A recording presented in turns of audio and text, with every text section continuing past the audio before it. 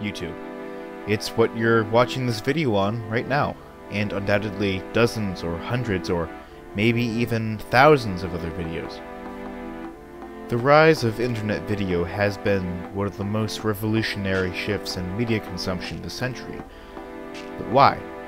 What makes YouTube YouTube?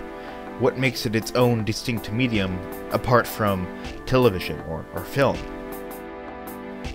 YouTube CEO Susan Wojcicki said this year at a presentation to advertisers that YouTube is not TV and never will be. Our viewers don't come to YouTube for polish, they come for texture.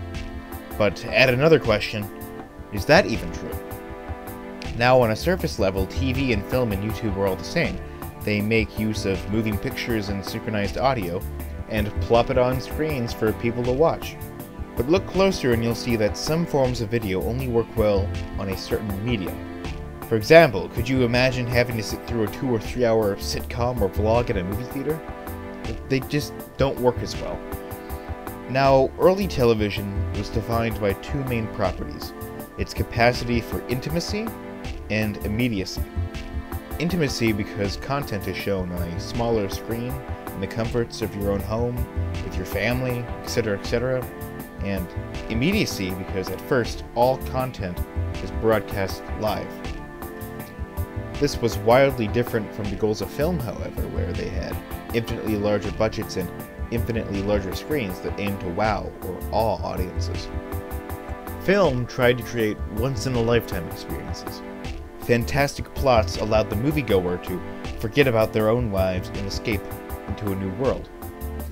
Now, a lot has changed between now and the 50s, though. Television has become less focused on immediacy, except in the realms of sports and news. However, many shows, think Seinfeld or Friends or The Office, still are such love shows because they give us such an incredibly intimate look at the lives of these characters. Film too, I feel, has maintained its same objectives up until this day, more or less. Enter YouTube. YouTube did something incredible. It completely democratized video production. No longer did you have to bother haggling with a studio or a network to make something and distribute it. All you had to do is press upload, and boom, the entire internet has access to your content, whatever that may be. Suddenly, the content that was too weird or short or unprofessional or simple had a home.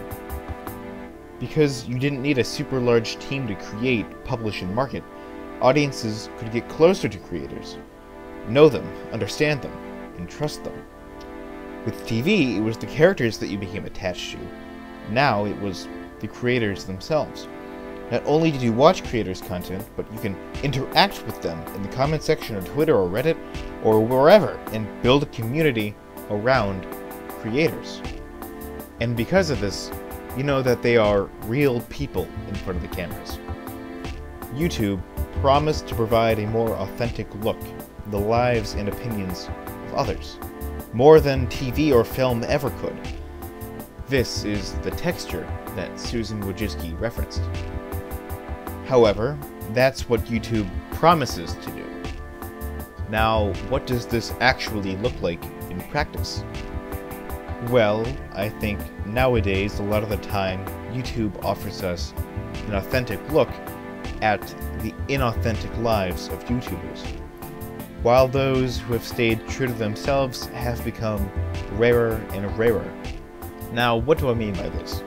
For example, let's look at vlogs. Vlogs at first were mind-blowing because it was crazy that we could be part of the ride, so to speak, and get such an intimate look into people's everyday lives. They were a self-documentary.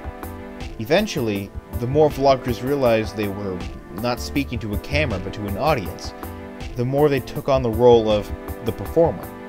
Creators no longer were themselves but caricatures of themselves and only showed the highlights of their lives because showing the less than optimal side would ruin the brand and contradict the happy peppy stage persona that they built. Thus they became an authentic look at people's inauthentic lives. Vlogs became more polish than texture, although a different type of polish compared to TV and film. And that's why so many YouTubers have stopped doing vlogs, because it's exhausting. And you can extend this to gaming channels, prank channels, or whatever. A lot of it just isn't authentic anymore. So, is this what YouTube is now? Have we reached YouTube's limit? Well, I don't think so. Despite this weird paradox thing I just pointed out, YouTube still has a lot of stuff going for it. The fact that it remains so democratized means that nothing is ever set in stone, even if it may feel that way. YouTube, by its nature, is ever evolving. Trends come and go, we try new things, and we make mistakes. But that's the entire point.